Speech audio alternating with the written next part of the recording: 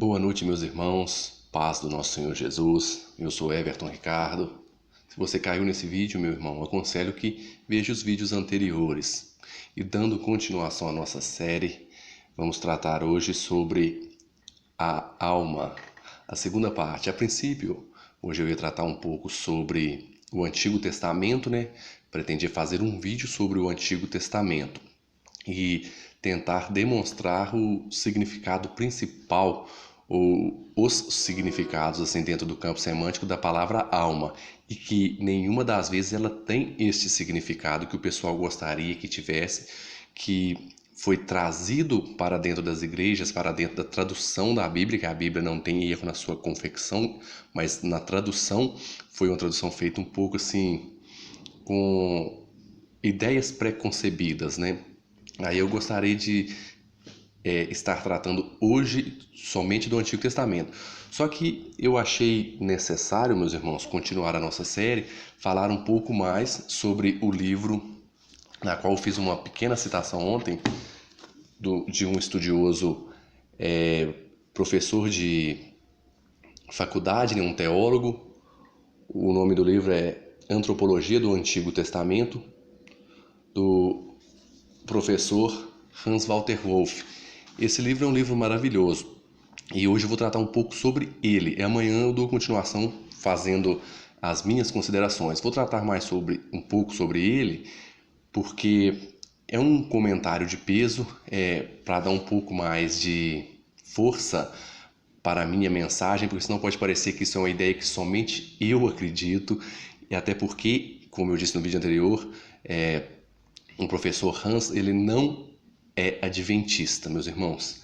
E antes de entrar no tema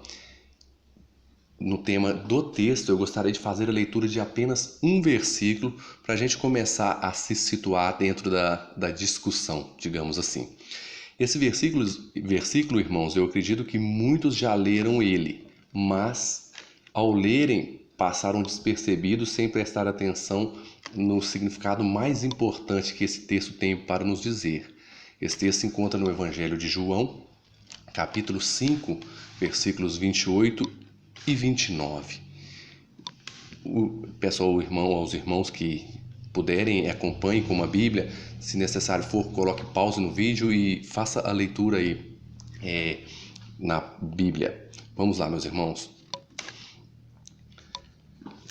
Diz assim a palavra do Senhor: Não vos maravilheis disto, porque vem a hora em que todos os que se acham nos túmulos ouvirão a sua voz e sairão, os que estiverem feito o bem para a ressurreição da vida, e os que tiverem praticado o mal para a ressurreição do juízo. É um texto interessante, meus irmãos, é um texto que eu vou tratar um pouco mais para frente, mas ele diz tudo o que eu quero dizer nessa série de não sei quantos vídeos, né? O que acontece? João, quando escreveu isso, ele deixou um detalhe importantíssimo, falando sobre a condenação e sobre a salvação. O que mais me chama a atenção é que ele diz que muitos que estão nos túmulos ouvirão a voz de Cristo e sairão. Os que estiverem feito bem para a ressurreição da vida, e os que estiverem praticado o mal, ressurreição do juízo e condenação. O que eu quero enfatizar com esse texto, meus irmãos? Que tanto a condenação quanto a salvação é em corpo, é ressurreto, é depois de ter ressuscitado que a pessoa vai ganhar ou a vida eterna ou a condenação. Não tem esse negócio que a alma sai da pessoa e vai para o céu, porque se assim fosse, a pessoa que morreu está em melhor condição que eu. Um exemplo, às vezes eu vejo em alguns velórios, né, o pessoal fala assim: não, ele está com Deus, ele descansou, está no céu. Sendo assim, temos que almejar a morte. Eu já até falei um pouquinho sobre isso, vou tratar mais detalhado sobre esse assunto para os irmãos reformados que entendem e discutem um pouco mais sobre a total depravação. Eu faço a seguinte pergunta: se a visão bíblica, essa visão que a alma sai do corpo, a Bíblia nos diz que após o homem ter pecado, o salário do pecado é a morte. O homem perdeu o direito de viver na presença de Deus e de ter a vida eterna, acesso ao fruto da árvore da vida. O que acontece? O ser humano teria que morrer. E se o ser humano morre e a sua alma sai do corpo, isso não pode ser nem chamado de morte, isso é desencarnar. A melhor palavra seria não morrer, e sim desencarnar. E se assim for, eu faço uma pergunta: até que ponto o pecado contaminou o homem, sendo que o salário do pecado é a morte? O pecado contaminou então só a carne, a alma não, porque a carne morre, a alma fica viva e subsiste fora do corpo com consciência. Como que fica a total depravação aí na questão reformada, tendo essa ótica? Entendeu, meus irmãos? Eu ia tratar um pouco mais sobre isso. Isso será tema para os próximos vídeos e quando eu estiver falando sobre o Novo Testamento, explicando alguns textos com uma certa dificuldade de interpretação. Antes eu queria deixar uma palavrinha pequena, apesar que o vídeo já lá vai se estendendo, antes de entrarmos nas palavras do Sr. Hans Walter Wolff, eu gostaria de dizer o seguinte, meus irmãos. Como diz o meu irmão Ederson, eu sou a terceira pessoa depois de ninguém. Eu sou apenas um estudioso da palavra, numa busca incessante pela verdade. E a verdade se encontra nesse livrinho aqui, meus irmãos. Como a própria Bíblia diz, né? Santifica-o na verdade, a tua palavra é a verdade. E eu, meus irmãos, eu tenho uma sede pela palavra de Deus, eu não tenho apreço assim por nenhuma denominação, embora eu seja adventista. Mas por que eu estou dizendo isso? Porque às vezes as pessoas vão ver esse vídeo e vai falar, porque é adventista e tal, está defendendo a igreja. Eu não estou defendendo aqui a igreja, estou defendendo a palavra de Deus, meus irmãos. Para quem me conhece, já troquei de denominação 2 vezes. A princípio eu era católico, passei por uma igreja pentecostal, uma bênção de igreja, e hoje estou na igreja adventista. E sempre estudando a palavra de Deus. E hoje eu vejo que nenhuma denominação tem um estudo tão completo da Bíblia, tão harmonioso, e explica bem a Bíblia como a igreja adventista. E se alguém, que todos que verem esse vídeo são pessoas conhecidos meus, tem meu WhatsApp, pode entrar em contato comigo, tiveram uma interpretação diferente, achar que eu estou errado e quiser trocar uma ideia, um diálogo, as portas da minha casa estão abertas. Pode vir qualquer um, seja católico, seja pentecostal, reformado, qualquer um, as portas da minha casa estarão sempre abertas para esse tipo de conversa. É um prazer estar conversando com alguém sobre isso. E eu digo isso porque a gente permanecer em uma religião por apreço à religião, nasceu na religião, porque acha vergonhoso talvez trocar de religião e assumir isso é muito complicado, meus irmãos, porque Deus quer a sinceridade do coração das pessoas. E se for para a gente permanecer no estado original, digamos assim, eu nasci em tal igreja, vou morrer nela. Então, nascemos pecadores, então vamos continuar pecadores, não vamos aceitar a Cristo e morrer condenados? Essa é a questão, meus irmãos. Eu tenho aqui algum material, só para reforçar isso que eu disse. Eu tenho que foi um presente, o Evangelho segundo o Espiritismo. Tenho aqui também o Alcorão. Eu mostro isso, meus irmãos, com que intuito? Eu estou aberto a qualquer tipo de diálogo. Se alguém entender que eu estou equivocado ou errado, espero que acompanhe os vídeos até o final para terem uma melhor compreensão da ideia do que eu tenho para transmitir, porque a pessoa às vezes vê um vídeo e já quer tirar suas conclusões. Mas estou aberto a qualquer tipo de diálogo. Mas vamos ao que interessa, vamos ao livro do professor Hans Walter Wolff. Dando continuação, meus irmãos, eu quero falar sobre... eu fiz um apanhado das falas dele, separei as que eu achei mais importante e tinha muita repetição. Eu peguei algumas para não ficar muito exaustivo, apesar que meus vídeos sempre ficam um pouco grandes. Falando sobre alma, no Antigo Testamento, Nefesh, e a tradução que veio a trazer um pensamento grego helenístico, que é a filosofia grega, que tem esse pensamento dessa divisão do ser humano entre corpo, alma e espírito, ou corpo e alma. Não a Bíblia. A Bíblia nos mostra que somos seres holísticos. E o professor Hans Walter Wolff concorda com isso, mesmo sendo ele não adventista. No apanhado que eu fiz no livro dele, meus irmãos, diz assim, ele cita Isaías 5,14, que foi o que eu citei no texto anterior. A mansão dos mortos abre a sua nefesh, a sua alma. A mansão dos mortos abre a sua alma. É interessante, né? O túmulo abre a alma. O que a alma tem de significado nesse texto, meus irmãos? Tem significado de boca, de garganta. Assim também concordando Abacuque 2,5. Falando sobre o ladrão, diz: ele escancara a sua nefesh sem medida, como a mansão dos mortos, não se saciando nunca. Ele escancara a sua boca sem medida. Alma aqui com o significado de boca, não esse significado que muitos gostariam que tivesse, que vocês verão ao longo dos vídeos que esse significado não aparece nas escrituras. Geralmente, quando tem um texto de difícil interpretação, nós colocamos esse significado sobre o texto, esse significado é imposto e não do texto. Continuando, Provérbios 10:3 diz assim: o Senhor não deixa sofrer fome a nefesh do justo. Interessante, né? A alma, nessa visão, sofre fome. A alma tem fome. Não deixa ter fome o justo, né? A alma do justo, aqui pode significar o ser num todo, né? O justo, a pessoa, pode significar também o desejo do justo.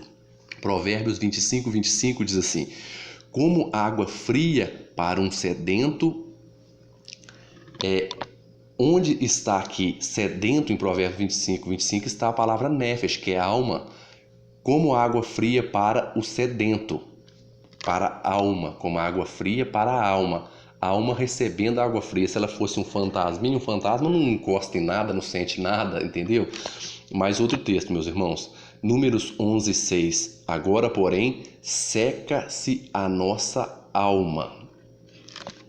Esse ainda veio na Bíblia, nas nossas Bíblias, ainda veio traduzido alma por alma mesmo. Mas diz que a alma seca. Interessante, né? Em Jeremias 2:24 diz assim: a jumenta selvagem, acostumada ao deserto, que conforme o desejo da sua alma, sorve o vento. Interessante que vemos significado de garganta, significado de alma como boca, como desejo, como sede. Agora vemos alma aqui como a respiração da jumenta que sorve, aspira o vento. Se for para interpretar como os irmãos da doutrina da imortalidade da alma gostariam que fosse, temos que aceitar que a jumenta tem uma alma, porque a jumenta selvagem acostumada ao deserto, que conforme o desejo da sua alma sorve o vento. Desejo da sua alma. Temos que aceitar. Imagina uma médium invocando o espírito, ela invoca um espírito, então a alma de uma jumenta, o que não daria, meus irmãos? O significado de alma nesse texto é a respiração, é o fôlego dela, entendeu? Mais um texto. Jeremias 15:9 diz assim: aquela que tinha 7 filhos desmaiou-se como para expirar a alma, ou seja, a alma aqui no sentido de último suspiro, de suspiro. Mais um texto, meus irmãos. Jó 41:21. O seu hálito faz incender os carvões. Falando sobre esqueci o nome do monstro lá.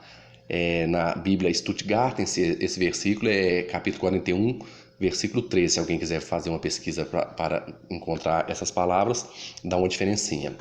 Mas vamos lá. O seu hálito faz incender os carvões. Onde está hálito aqui? Aparece no original a palavra nefesh, em Jó 41:21.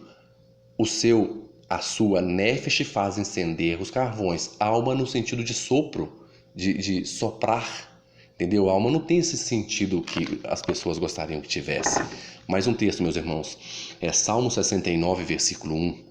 Salva-me, ó Deus, porque as águas me sobem até a alma. As águas me sobem até a alma.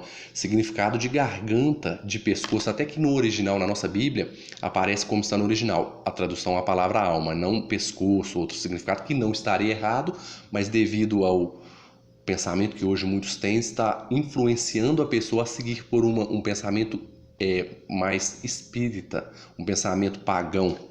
Voltando, as águas nos teriam submergido até a nossa alma, que é o segundo texto. Alma aqui no sentido de pescoço, de cabeça, o primeiro texto, salva, meu Deus, porque as águas sobem até a alma, significando garganta, pescoço, as águas sobem até a alma, com significado mais uma vez de garganta. No segundo texto, que é o Salmo, eu li o Salmo 69:1, vou ler o Salmo 124:4. As águas nos teriam submergido e nossa alma teria passado a torrente. Aqui alma no sentido de pescoço, até de cabeça, que a água passou por cima da cabeça, não no sentido do Gasparzinho. Mais um texto, meus irmãos. Esse texto é ainda interessante, que aqui aparece a raiz NFSH, a raiz de Nefesh, no sentido verbal. Só aparece 3 vezes na Bíblia hebraica e na Taná, né, no Antigo Testamento. E essas 3 vezes a palavra alma vem com o sentido de verbo, que é Êxodo 31:17, no finzinho do versículo diz assim: descansou e tomou alento, que é respirou. Êxodo 23:12, tomou alento o filho da escrava, né? Respirou o filho da escrava. E em 2 Samuel 16:14 diz: e ali descansaram, respiraram. A palavra que aparece lá é a palavra nefesh, só que ela está conjugada lá, vai nefesh, que eu acho que é o vav conjuntivo que está lá fazendo a conjunção e respiraram. Tem que confirmar isso, mas eu acho que está nesse sentido. O que acontece, meus irmãos? Salmo, e só lembrando que o professor Hans Walter Hoff diz que a inscrição mais antiga para respiração é a palavra nefesh. No hebraico, eu tentei confirmar com o meu professor de hebraico, todo substantivo deriva-se de um verbo. Pode que o substantivo alma derivou-se do verbo respirar, que é o encontro mais antigo que vemos nas inscrições da referência da palavra nefesh, que é alma. Em Salmo 105, continuando, diz assim, Salmo 105:18, cujos pés apertaram com grilhões a quem puseram em ferro. No original está cujos pés apertaram com grilhões a quem puseram alma em ferro. O pescoço em ferro, que era um modo de prender as pessoas. Alma aqui a quem puseram em ferro, está a quem puseram a alma em ferro. O pescoço, sentido de pescoço novamente. Isaías 51:23 diz assim: que dizem a tua alma, abaixa-te para que passemos sobre ti. Alma com sentido de pescoço, de costas, que no original, na nossa Bíblia, até veio traduzido da forma correta. Dizem que a tua alma abaixe para que passemos sobre ti. A alma abaixando, tá entendendo, meus irmãos? Isaías 51:23. 1 Samuel 28:9, que é um texto que eu também vou tratar nessa série, falando sobre a médium lá de Endor. Diz assim, a médium diz, né? Por que, pois, arma cilada a minha vida para matar-me? No original está, literalmente, aqui é uma tradução literal, bem literal, que às vezes nas nossas Bíblias o autor ajuda um pouquinho, põe uma conjunçãozinha aqui e ali, troca a ordem para facilitar a compreensão. Mas aqui os textos que eu estou lendo está na tradução bem literal. Vamos lá. No original, esse texto que diz a médio dizendo por que pois arma cilada a minha vida para matar-me? No original está assim: por que pois arma um laço em minha alma para matar-me? Arma um laço em minha alma. O laço é posto aonde? No pescoço. Alma com sentido de pescoço aqui, no sentido de enforcar, amarrar um laço para matar ela, para matar-me. Em Isaías 3:20 diz assim, esse é um texto muito interessante, os diademas, os enfeites, Isaías capítulo 3, versículo 20, os diademas, os enfeites do braço e as cadeias, as caixinhas de perfume, no original está, onde aparece caixinhas de perfume, está literalmente as casas das almas. As casas das almas significam frasco de perfume, mais um significado para a alma que muitos desconhecem e só querem acreditar que a alma é esse ser imaterial. Mais um texto, meus irmãos, diz assim, Provérbios 18:7, a boca do insensato é a sua própria destruição, os seus lábios um laço para a sua alma, um laço para o seu pescoço, alma no sentido de pescoço, de enforcar. Provérbios 23:2, mete a faca na tua garganta se és um homem glutão. Literalmente está no lugar de se és um homem glutão, uma alma gulosa, uma pessoa gulosa, com sentido de pessoa. Salmo 35:25. Não digam eles lá no seu íntimo, agora sim, cumpriu-se nosso desejo, demos cabo dele. Aqui onde aparece no Salmo 35:25, cumpriu-se o nosso desejo, está assim literalmente, não digam eles no seu íntimo, agora sim, alma nossa, demos cabo dele. Cumpriu-se o nosso desejo, é alma nossa. Tradução bem literal. Vamos lá, mais um texto. Só uma compreensãozinha aqui, uma pequena reflexão, meus irmãos. Às vezes as pessoas, por ignorância, dizem, os adventistas não acreditam em alma. Aí vem o outro assim que está conversando com ele, eles são do demônio, eu falo até uma palavra não bíblica, eles são do capeta. O que acontece? Mas eles não explicam ou não têm um conhecimento que a nossa compreensão de alma é a compreensão bíblica adventista, que é uma pessoa e uma alma vivente. Quem está falando para você que é uma alma vivente, de acordo com Gênesis 2:7. E isso não é passado. E geralmente essas pessoas que fazem esses comentários ofensivos, esses comentários agressivos, são pessoas que talvez não leram nem a Bíblia toda, ou se leram um pedacinho aqui e ali, nunca fizeram um estudo de alguma doutrina e já sai logo falando mal de tudo e de todas as coisas, sem conhecer, um preconceito, né, em cima da doutrina, sem conhecê-la direitinho. Porque a pessoa, após ver, um exemplo, minha série, algum material adventista, entender, ele tem todo o direito de discordar, todo o direito de não aceitar, mas primeiro a pessoa deve entender e conhecer bem a doutrina antes de sair falando mal ou discordando. Continuando aí, meus irmãos, vamos lá. Salmo 124:7. Salvou-se a nossa alma como um pássaro do laço dos passarinheiros. Quebrou-se o laço e nós nos vimos livres. Alma que veio na nossa Bíblia, está certinho, alma, mas veio alma da armadilha do laço. O laço ainda aparece duas vezes. O laço no sentido de pescoço, de armadilha para a pessoa, entendeu? Não no sentido que o pessoal às vezes usa a palavra nefesh, que é alma, né? Provérbios 13:2. Do fruto da boca do homem comerás o bem, mas a alma dos prevaricadores comerás a violência. No verso seguinte também aparece a palavra alma, mas aqui o que eu quero enfatizar é que a alma come. Do fruto da boca do homem comerás o bem, mas a alma dos prevaricadores comerás a violência. Alma comendo. Olha para você ver. A alma não tem o sentido de ser etéreo. Mais um texto último, Ezequiel 22:27. Os seus príncipes no meio delas são como lobos que arrebatam a presa para derramar sangue, para destruírem as almas e ganharem lucro desonestos.